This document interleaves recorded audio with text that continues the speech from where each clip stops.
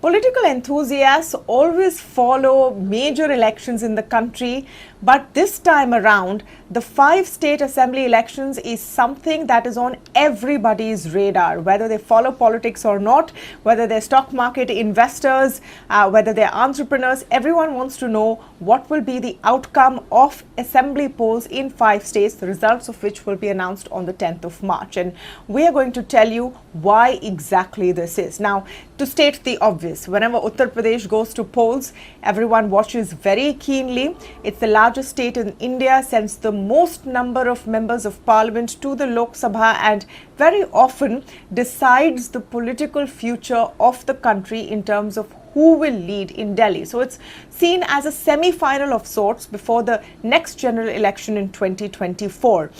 The other factor really why this is important from a political sense is what it will mean for the Uttar Pradesh Chief Minister Yogi Adityanath.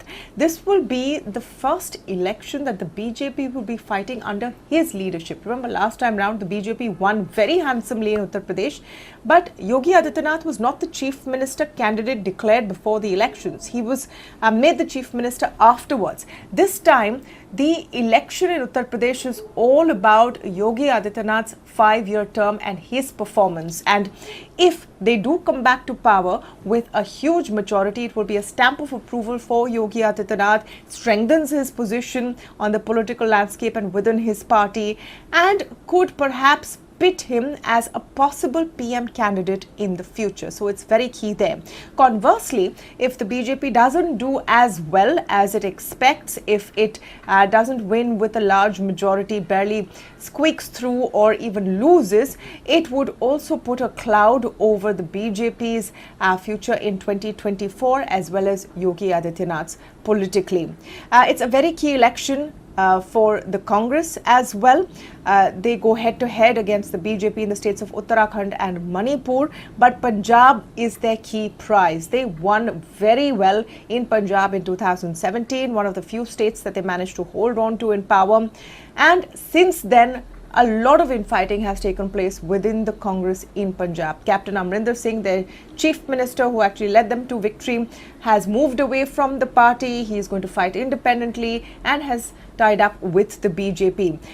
In a departure from its usual norm, the Congress has announced a chief ministerial candidate, which is the current chief minister, Mr. Channi, and the big contender against them is the Aam Aadmi Party. We have to see whether the Congress holds on to this bastion, one of the last few it has left.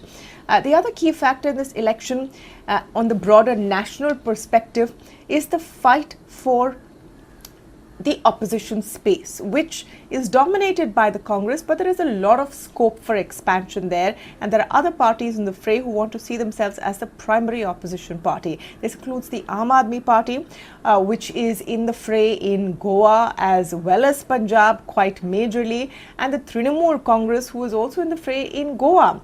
Now, both Arvind Kejriwal and Mamata Banerjee have national ambitions and are trying to say that they are the primary opposition or could be the better opposition to the BJP on the national stage. The outcome of these elections will also determine whether there is any real scope for them in this arena. So all in all, a lot of factors for why everyone wants to know what the outcome of these 5 state elections will be on the 10th of March.